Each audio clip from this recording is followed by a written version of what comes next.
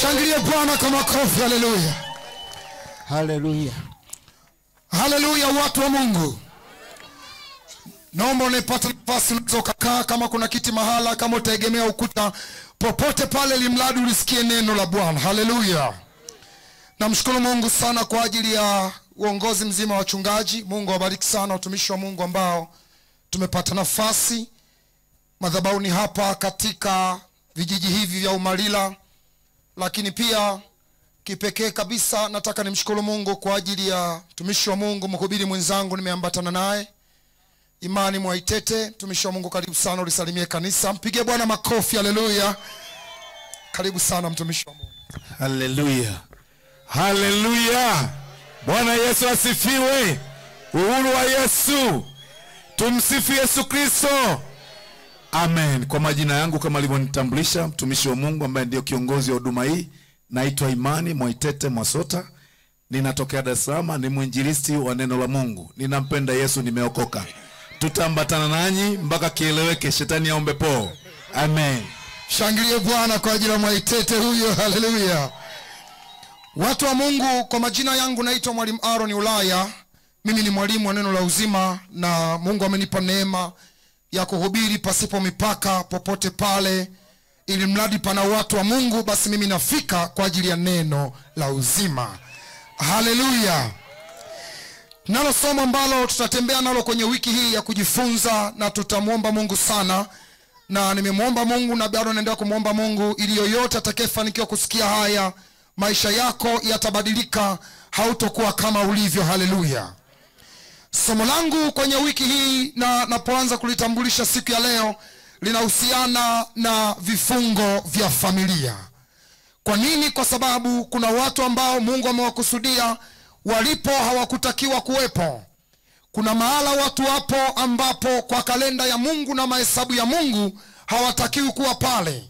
Kuna watu mpaka hali ulionayo leo ni kwa sababu ya kuzuiwa kuanzia kwenye ulimwengu wa roho. Haleluya watu wa Mungu. Mungu anapokuleta kwenye uso wa nchi, unapozaliwa na mwanamke, unapozaliwa na mwanamke tu, Mungu anakupa mambo makubwa matatu. Jambo la kwanza, Mungu anakupa hatima ya maisha. Jambo la pili, Mungu anakupa kipawa. Jambo la tatu, Mungu anakupa kibali. Kila unayemuona leo, uwe ni mtu mzima au ni mtoto mdogo au uliye na ujauzito, huyo aliye ndani atakapozaliwa anapewa mambo matatu. Anapewa hatima, anapewa kipawa, anapewa kibali. Watu wengi sana tumeshindwa kuyajua haya, ndio maana maisha yetu hayana mabadiliko. Tupo pale pale tulipo, tangu umezaliwa mpaka unazeeka uko vile vile, hakuna badiliko. Sio kwamba Mungu hakupendi. Mungu hajakuleta duniani ili uje uteseke. Na ndio maana hata Yesu kufa msalabani, dhima kubwa ya Yesu kufa msalabani ni kuleta ukombozi. Ukombozi kwenye maeneo matatu. Ukombozi kwenye hatima yako, ukombozi kwenye kipawa chako, ukombozi kwenye kibali chako. Wiki hii iwe wiki ya ukombozi kwako katika jina la Yesu Kristo wa Nazareti aliye hai. Haleluya. Pigia Bwana Yesu makofi mengi sana. Kila aliyezaliwa na mwanamke ana mambo matatu, bila kujali dini, dhehebu wala imani yake. Mungu sio Mungu wa dini. Mungu ni Mungu wa wote wenye mwili. Unapozaliwa tu na mwanamke unapewa mambo matatu. Unapewa hatima, unapewa kipawa, unapewa kibali. Labda niyafafanue nini kinachoitwa hatima, nini kinachoitwa kipawa, nini kinachoitwa kibali. Hatima ni jumla ya mambo yote ambayo Mungu amempa mtu kuyaishi, kuyafanya kabla ya kufa kwake na kurudi mbinguni alikotoka. Hiyo ndio inaitwa hatima, jumla ya mambo yote. Lakini unapoongelea kipawa, kipawa ni zawadi ya kimungu inayomsaidia mtu kufika kwenye hatima yake. Kipawa ni zawadi ya kimungu inayomsaidia mtu kufika kwenye hatima yake. Cha tatu ni kibali. Kibali ni nini? Kibali ni upendeleo wa kimungu unaomsaidia mtu kufunua kipawa alichonacho. Kwa hiyo mambo matatu yanategemeana. Cha kwanza ni hatima, ya pili ni kipawa, cha tatu ni kibali. Hatima inamtegemea kipawa na kipawa kinamtegemea kibali. Unapozungumza kwa habari ya hatima yako, kwa mfano, inawezekana hatima yako wewe ni mfanyabiashara. Maana yake utafia kwenye biashara, utazeeka ukiwa mfanyabiashara, mpaka unarudi mbinguni bado utakuwa una sifa ya kuwa mfanyabiashara. Hiyo ni hatima. Unapopewa hatima ya kuwa mfanyabiashara, lazima Mungu akupe kipawa. Kipawa kimoja wapo, kwa mfano, kinaweza kuwa ni kipawa cha uvumilivu, kinaweza kuwa ni kipawa cha kutunza pesa, kinaweza kuwa ni kipawa cha kubageni, kuzungumza kwenye biashara, kwenye mambo ya kilimo na mambo kadha wa kadha. Lakini kibali ni upendeleo ambao Mungu anakupa wewe ili ukusaidia kufunua kipawa ulichonacho uweze kwenda kwenye hatima yako. Kuna watu wengi sana vijijini pamoja na mijini, Mungu amewaleta duniani kawapa mambo haya matatu. Mungu amewapa hatima, Mungu amewapa kipawa, Mungu amewapa kibali, lakini kwa sababu ya uchawi na ushirikina watu wamelogwa kiasi ambacho hawezi kwenda kwenye hatima yake. Kuna mtu tangu azaliwe mpaka anakufa hana kitu atakachokuwa amekiishi isipokuwa amefungwa kwenye uchawi. Kwenye wiki hii kila utakayenisikia kwa jina la Yesu, uchawi uliohusika kwenye nyumba yako utavunjika kwa damu ya mwana kondoo, na inawezekana. Haleluya, haleluya, haleluya, watu wa Mungu. Yesu alipokuja kufa msalabani, alikuja kwa lengo la kufungua hatima za watu. Unaposema Bwana Yesu ameleta ukombozi, ukombozi maana yake nini? Ni hatima yako ikombolewe, ndoa yako ikombolewe, kazi yako ikombolewe, kilimo chako kikombolewe, kipawa kikombolewe, kibali kikombolewe, tumbo la uzao likombolewe, hatima ya familia yako ikombolewe na Yesu, katika jina la Yesu Kristo wa Nazareti aliye hai. Haleluya, kanisa la Bwana, pigia Bwana Yesu makofi mengi sana. Kitabu cha Marko sura ya 5. Marko sura ya 5. Kitabu cha Marko sura ya 5 na ule mstari wa kwanza. Marko sura ya 5 mstari wa kwanza, Biblia inasema, wakafika ng'ambo ya bahari mpaka nchi ya Wagerasi, na alipokwisha kushuka chomboni, mara alikutana na mtu ambaye ametoka makaburini, mwenye pepo mchafu. Makao yake yalikuwa pale makaburini, wala kuna mtu yoyote aliyeweza kumfunga tena hata kwa minyororo. Bwana Yesu amemwambia wanafunzi wake na tuvuke mpaka ng'ambo. Walipovuka mpaka ng'ambo, akakutana na bwana mmoja ambaye amekaa makaburini miaka mingi sana. Huyu bwana alikuwa anaonekana kama ni chizi akaaye makaburini, taila akaaye makaburini, mwenda wazimu akaaye makaburini. Alipomwona Bwana Yesu akakimbia mbio akamsujudia Bwana Yesu. Ni jamaa anaonekana ni wa kawaida kwenye pwani ya nchi ya Wagerasi. Watu wamempuuza, watu wamemdharau, lakini chanzo cha matatizo alionayo ni mapepo wachafu. Wapendwa, kuna watu hali mlizonazo sio zenu, zimesababishwa na roho ambazo hazionekani kwa macho. Kuna mapepo kwenye familia za watu, wana kazi ya kufunga hatima za watoto wao, wana kazi ya kufunga hatima za akina mama, wana kazi ya kufunga hatima za akina baba. Leo ninatoa tangazo kutokea madhabahuni, kila pepo aliyekaa kwenye maisha yako au ndani ya mtoto wako ajiandae kuondoka katika jina la Yesu, na hatima za watu zifunguliwe kwa jina la Yesu Kristo. Mgeukia mwenzako, mwambie inawezekana. Mwambie tena kufunguliwa inawezekana.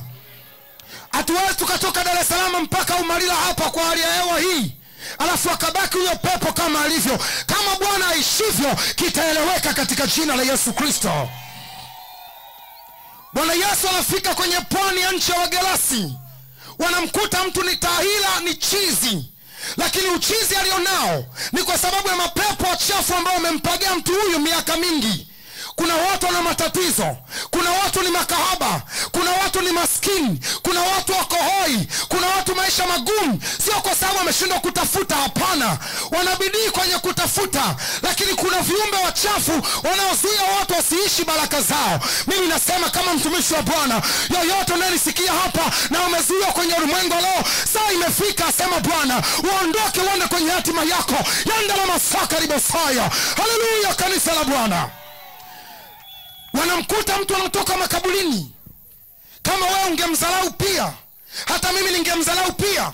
Inawezekana kila mmoja hapo ungemuona, ungemkimbia kama ni mtu ambaye ni chizi, asiyefaa kitu. Alipomwona Yesu akakimbia. Angalia story hii inapoelekea. Ule mstari wa 5. Biblia inasema, na siku zote usiku na mchana alikuwako makaburini na milimani akipiga kelele na kujikatakata kwa mawe. na alipomwona Yesu kwa mbali alipiga mbio akamsujudia. Kwa nini amemsujudia? Kila goti litapigwa. Haleluya. Kwa hiyo akamsujudia Bwana Yesu. Bwana Yesu akamtoa yule pepo. Story hii watu wengi wanaifahamu sana. Alipomtoa yule pepo, huyu mwenye pepo akamwambia, Bwana naomba nikufuate. Yesu akamwambia, hapana, usinifuate. Nenda nyumbani kwenu ukahubiri habari njema, ni mambo makuu Bwana aliyokutendea. Nataka uone pale ukishuka chini ule mstari wa 18. Angalia na mimi mstari wa 18, Marko mtakatifu sura ya 5 mstari wa 18. Biblia takatifu inasema, naye alipokuwa akipanda chomboni, yule aliyekuwa na pepo akamsihi kwamba awe pamoja naye, lakini hakumruhusu, bali alimwambia, enenda zako nyumbani kwako kwa watu wa kwenu, kawahubiri ni mambo gani makuu aliyokutendea Bwana na jinsi alivyokurehemu. Mstari wa 20, akaenda zake akaanza kuhubiri katika Dekapoli ni mambo gani makuu Yesu aliyomtendea. Watu wote wakastaajabu. Pigie Bwana makofi kwa ajili ya mtu huyu. Nataka uone story hii ilivyokuwa nzuri. Ni huyu bwana anaketi makaburini usiku na mchana, anapiga kelele na kujikatakata kwa mawe. Watu wa mjini pale wanajua yule jamaa ni chizi, wanajua ni mwenda wazimu, wanajua ni mtu aliyelukwa na akili. Bwana Yesu anakutana naye, anamfungua. Anapofunguka huyu anamwambia Yesu, naomba nikufuate. Yesu anamwambia, hapana, ondoka nyumbani kwenu kawahubiri ni mambo gani makuu Bwana Yesu aliyokutendea. Huyu bwana anaondoka kwenye miji, anaanza kuhubiri. Kwa hiyo tunajifunza jambo moja kwenye neno hili, kwamba huyu bwana tangu kwenye tumbo la mama yake alikuwa ni mhubiri wa neno la uzima, lakini alikuwa amefungwa na mapepo wachafu. Kuna watu nikiwa naongea haya ni wafanya biashara tangu kwenye matumbo ya mama zao. Kuna watu ni accountant tangu kwenye matumbo ya mama zenu. Kuna watu ni viongozi wa taifa tangu ukiwa kwenye tumbo la mama. Kuna watu ni mainjinia tangu ukiwa mimba kwenye tumbo la mama yako, lakini ulipozaliwa mapepo wa familia, mashetani wa ukoo, mizimu ya kabila lako ikakukamata, ikakupeleka mbali na uinjinia wako. Leo tunaiita hatima yako irudi kwako katika jina la Yesu Kristo. Kila uliyopindishwa hatima irudi kwako kwa jina la Yesu. Haleluya, watu wa Mungu. Unaweza ukasema ni jambo la ajabu sana, lakini mambo haya yapo. Biblia hii unayoiona, Biblia ni kioo cha maisha yetu. Kila kilichoandikwa kwenye Biblia kinaashiria uhalisia wa watu walivyo. Unamuona huyu kwenye pwani ya nchi ya Wagerasi.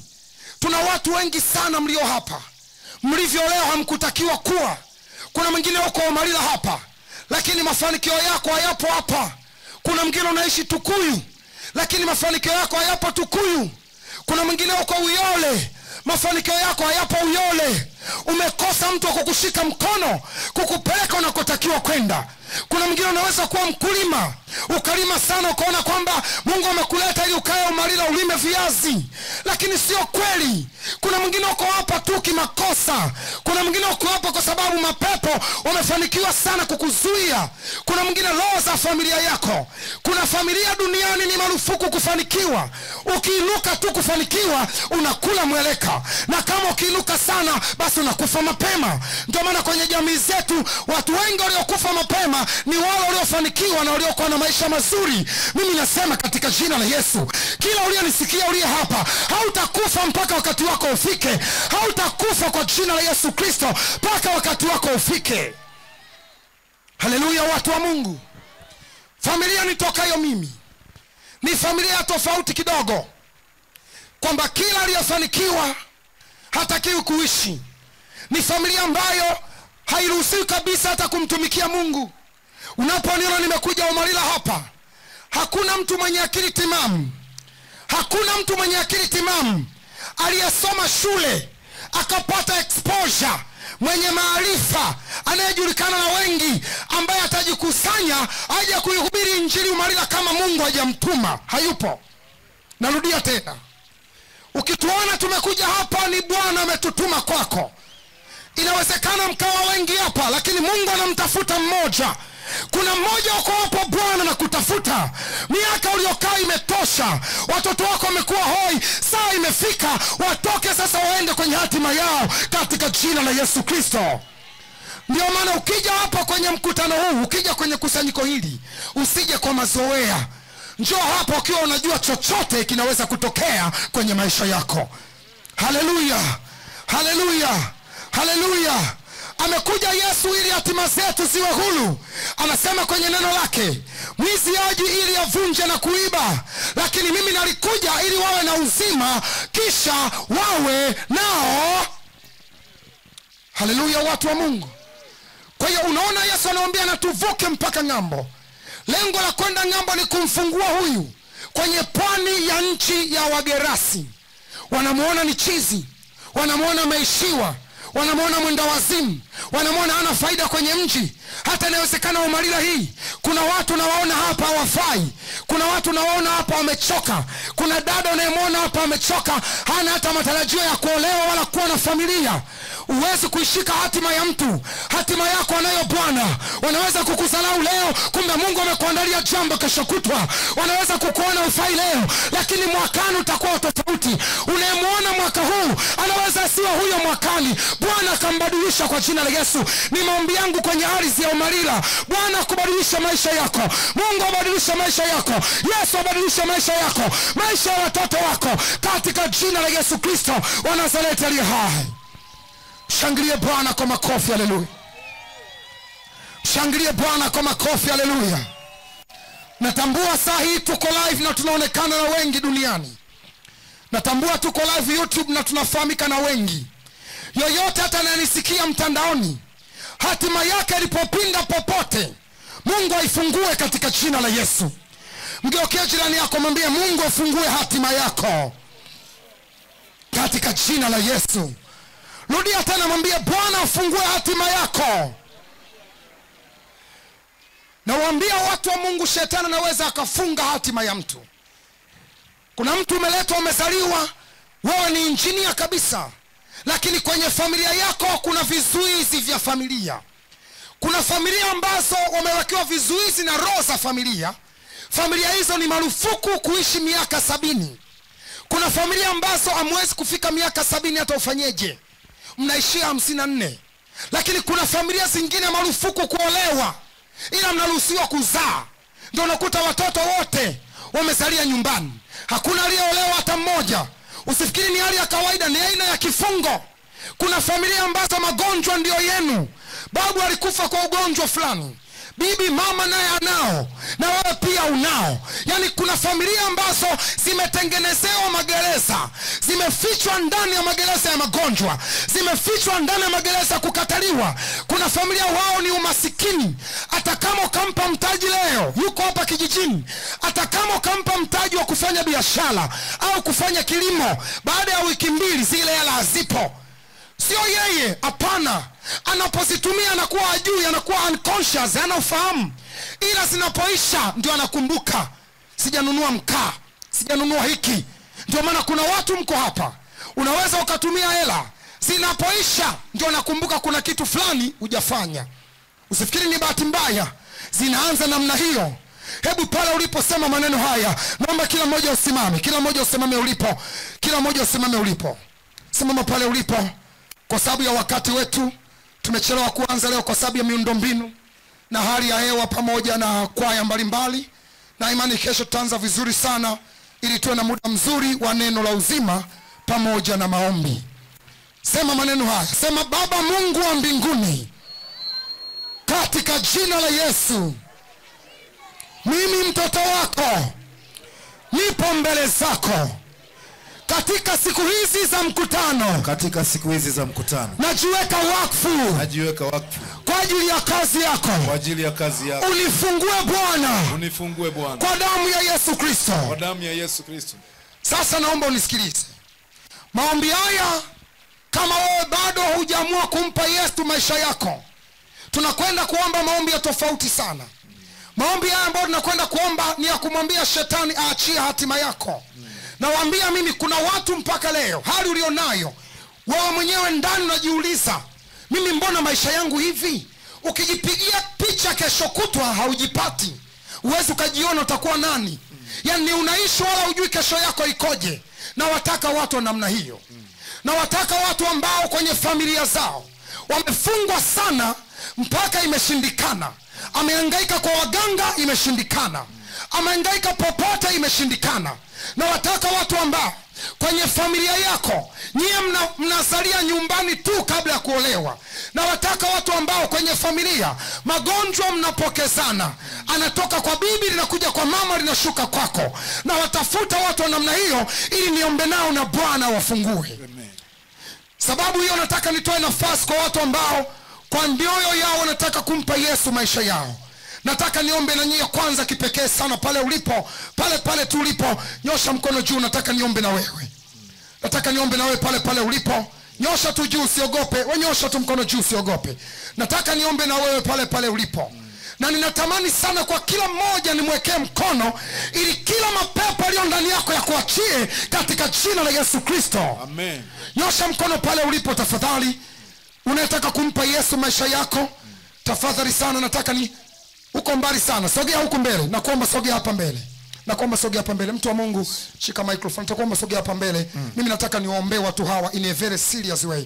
Sogea hapa mbele. Nisaidie kwa sogeza watu hao mbele. Sogea tu hapa mbele. Nataka niombe na wewe. Nataka niombe na wewe. Sogea mbele.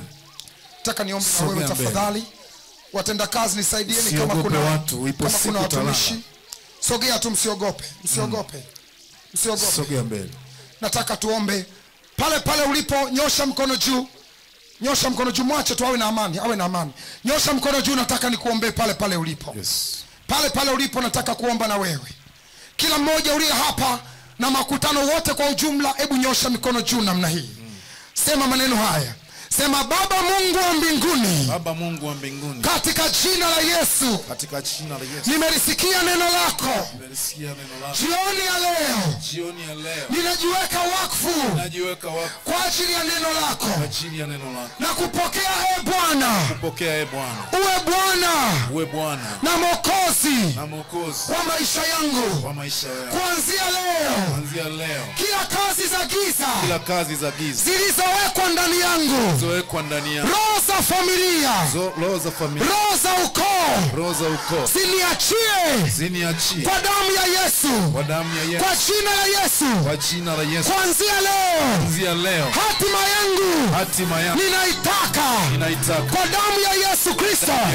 Wa Nazareti aliye hai. Wa Nazareti aliye hai. Funika macho sasa, nyosha mkono juu, nataka kuomba. Ndio. Funika macho, nyosha mkono juu, nataka kuomba. Tafadhali mziki uwe chini sana. Baba, katika jina la Yesu Kristo wa Nazareti aliye hai. Yes. Asante Mungu wa utukufu na Bwana aliye hai. Yes. Tunakutukuza kwa ajili ya watoto hawa. Yes. Asante Bwana kwa ajili ya neema yako ambayo umeachilia jioni ya leo. Tumesikia ujumbe kutoka kwako Bwana kupitia kinywa cha mtumishi wako ukinena pamoja nasi. Asante kwa sababu na upendo. Asante kwa sababu umewakirimia watu wa Bwana wa maeneo haya ya Umalila. Ninakutukuza kwa ajili ya neema yako. Ninakutukuza kwa ajili ya upendo wako. Ninakutukuza kwa ajili ya nguvu zako. Ni katika jina la Yesu, chini ya neema ulionipa Bwana, na ajili ya nguvu ya kuponya na kuokoa ndani yao. Katika jina la Yesu, ninawatenga mbali na nguvu za giza. Ninawatenga mbali na nguvu za kipepo. Ninawatenga mbali na nguvu za kichawi. Ninawatenga mbali na nguvu za kishirikina. Kwa damu ya mwana kondoo Yesu Kristo, ninazidai nafsi zao zilizokamatwa. Ninazidai nafsi zao zilizoibiwa. Kwa damu ya mwana kondoo Yesu Kristo, hawatakuwa mateka chini ya adui ibilisi. Kwa damu ya mwana kondoo, ninawafungua watoto wao Bwana kwa damu yako. Ni kwa jina la Yesu Kristo wa Nazareti aliye hai, hawatakuwa mikia bali watakuwa ni vichwa. Katika jina la Yesu, wawapo shuleni, wawapo kwenye jamii za watu, wawapo kwenye mambo mbalimbali, achilia uweza na kibali chako juu yao. Katika jina la Yesu, ninazivunja kila madhabahu za giza juu yao. Ninazivunja kila madhabahu za kipepo juu yao. Ninazivunja kila madhabahu za kuzimu juu yao. Kwa damu ya mwana kondoo Yesu Kristo, ninairuhusu neema yako juu yao Bwana. Katika jina la Yesu, ninavunja kila maagano yaliyo kinyume na mapenzi yako kwa kutumia damu ya mwana kondoo Yesu Kristo. Ni katika jina la Yesu, ninakomboa nafsi za Bwana. Katika jina la Yesu, natamka nguvu ya uponyaji juu yao. Katika jina la Yesu aliye hai. Amen. Yes. Naomba kama kuna mtu uko hapa, wewe ni mgonjwa wa chochote, Nataka niombe wagonjwa. Naomba wagonjwa tafadhali. Tafadhali sasa mnaweza mkana kuketi watoto. Kama kuna mgonjwa sogea hapa mbele, nataka niombe wagonjwa kwa ajili ya uponyaji. Naomba wagonjwa hapa, wewe unaumwa, una chochote kile ambacho kinakusumbua, inawezekana ugonjwa wako huwezi kuonyesha popote, ni mgonjwa wa damu, mgonjwa wa ukimwi, mgonjwa wa kisukari, mgonjwa wa kifafa, una fungus, ni mgonjwa. Na kuomba hapa mbele kama kuna wagonjwa, nataka niombe kwa ajili ya wagonjwa.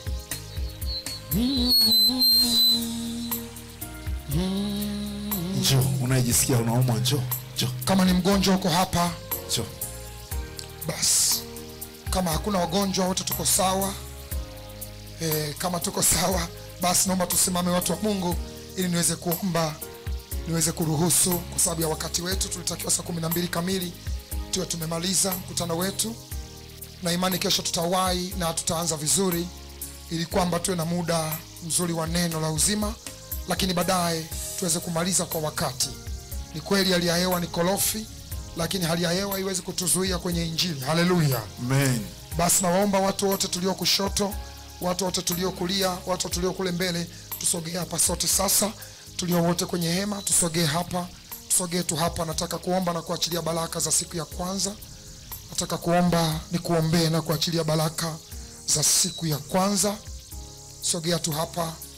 Wewe ambaye ni mwimbaji, Mungu akupe neema kesho. Karibuni wapendwa, tuchangamke kidogo. Tutaanza vizuri ili kwamba waimbaji wetu wapate nafasi, na imani tutakuwa na muda mzuri wa kuimba kesho. Yes. Kwa hiyo kwaya zetu zikae tu mkao mzuri, kwa sababu tutakuwa na muda wa kutosha kesho. Haleluya. Amen.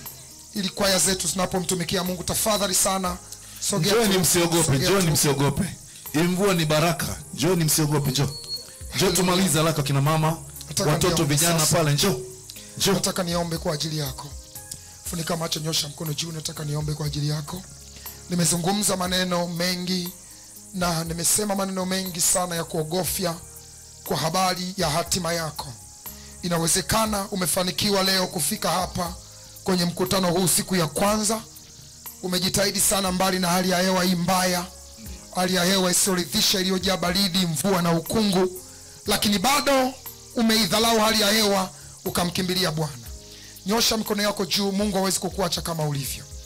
Nataka niombe kwa ajili yako wewe unayenisikia. Inawezekana tangu kuzaliwa kwako maisha yako yamekuwa magumu sana. Yamekuwa magumu kwa sababu sio tu eneo la kijiografia uliopo, hapana, ni kwa sababu ya roho za familia. Kuna roho kwenye familia yako ambazo haziruhusu mkafanikiwa. Nataka niombe kwa ajili yako. Inawezekana kuna mtu uko hapa hujajua hatima yako, wala una uhakika unakwenda wapi. Inawezekana uko hapa, hali ulionayo kwa kadiri miaka inavyoendelea mbele, ndio uchumi, ndio hali yako inazidi kuwa mbaya. Nataka niombe kwa ajili yako. Nyosha mkono juu zaidi, sema maneno haya. Sema kwa sauti kuu. Sema, Baba Mungu wa mbinguni. Baba Mungu wa mbinguni. Katika jina la Yesu. Katika jina la Yesu. Jioni ya leo. Jioni ya leo. Mbele ya madhabahu yako. Mbele ya madhabahu yako. Ninajiweka wakfu. Ninajiweka wakfu. Kwa ajili ya hatima yangu. Kwa ajili ya hatima yangu. Kuanzia leo. Kuanzia leo. Na siku zingine zote. Na siku zingine zote. Za mkutano. Za mkutano. Bwana sema na mimi. Bwana sema na mimi. Nitembelee Bwana. Nitembelee Bwana. Katika jina la Yesu. Katika jina la Yesu. Nyosha mkono juu, funika macho, nataka niombe. Yes. Inawezekana umezuiwa miaka mingi sana. Kwa mamlaka ya jina la Yesu Kristo wa Nazareti aliye hai. Yes. Ninaomba kuanzia sasa. Ndio Bwana. Enyi mapepo wachafu, kwa jina la Yesu. Uliyefunga maisha ya mtu huyo. Jina la Yesu. Uliyefunga maisha ya dada huyo. Kwa jina la Yesu. Ewe pepo. Yes. Unazunguka ndani ya mwili wake. Ndio. Na kuapisha kuanzia leo. Kwa jina la Yesu. Na kuamuru kuanzia leo. Katika jina la Yesu. Achia maisha yake. Kwa jina la Yesu. Achia hatima yake. Kwa jina la Yesu. Achia hatima yake. Kwa jina la Yesu. Kwa mamlaka ya jina la Yesu. Kuanzia sasa. Achia mama huyu. Kila kazi za giza. Kwa damu ya mwana kondoo. Kila kazi za giza. Kwa jina la Yesu. Enyi roho chafu. Achia. Enyi mapepo wa familia. Enyi za familia, achia kuanzia leo kwa jina la Yesu. achia maisha yake Kwa damu ya mwana kondoo. achia maisha yake Kwa damu ya Yesu. achia maisha yake Kwa damu ya agano. achia maisha yake Katika jina la Yesu. achia maisha yake Kwa jina la Yesu. kwa mamlaka ya jina la Yesu Kristo wa Nazareti aliye hai. Tunakuapisha. Bwana amemkomboa leo. Yes. Bwana amemkomboa leo. Tunakuapisha. Bwana amemkomboa leo. Kwa damu ya Yesu. Kwa damu ya Yesu Kristo damu ya Yesu. wa Nazareti aliye hai. Achia. Achia kuanzia sasa. damu ya Yesu. Achia kuanzia Kwa sasa. damu ya Yesu. Achia kuanzia sasa. damu ya Yesu. Achia kuanzia sasa. Kwa damu ya Yesu. Achia kuanzia sasa. Achia maisha. Achia kuanzia sasa. Kwa damu ya Yesu. Achia kuanzia sasa. Kwa damu ya Yesu. Waka. Yes. Kwa jina la Yesu. Na waamuru kwa jina la Yesu. kukaa kwake Kwa imetosha. damu ya Yesu. Kukaa kwake imetosha. Katika jina la Kukaa Yesu. kwake imetosha. Kwa jina la Kukaa Yesu. kwake imetosha. Achia. Imetosha na Achia. sema. Waache watu wangu Kwa waende, jina la Yesu. asema Bwana. Tunakuapisha. Kwa mamlaka ya jina la Yesu. Tunakuapisha. Kwa mamlaka ya jina la Yesu. Kwa damu ya mwana kondoo. Baba Mungu wa mbinguni. Yes. Ninaomba watu wako hawa uliowapa nafasi ya kushiriki leo kwenye mkutano huu kwa mara ya kwanza, uendelee kuwatunza na kuwalinda katika wiki yote, Damu ya Yesu. ili kwamba mkono wako uwe juu yake kwa mamlaka ya jina la Yesu Kristo Damu ya mwana kondoo. wa Nazareti aliye hai. Katika jina la Yesu. Sema maneno haya. Sema Baba Mungu wa mbinguni, Baba Mungu wa mbinguni. katika jina la Yesu. Katika jina la Yesu. Asante Bwana Asante Bwana. kwa ajili ya neema yako. Kwa ajili ya neema yako. Leo siku ya kwanza, Leo siku ya kwanza. nipe nafasi tena. Nipe nafasi tena. Kesho siku ya pili, Kesho siku ya pili. kwa damu ya Yesu. Kwa damu ya Yesu. Amen. Amen. Shangilie Bwana kwa makofi. Amen. Karibu Amen. mratibu. Amen.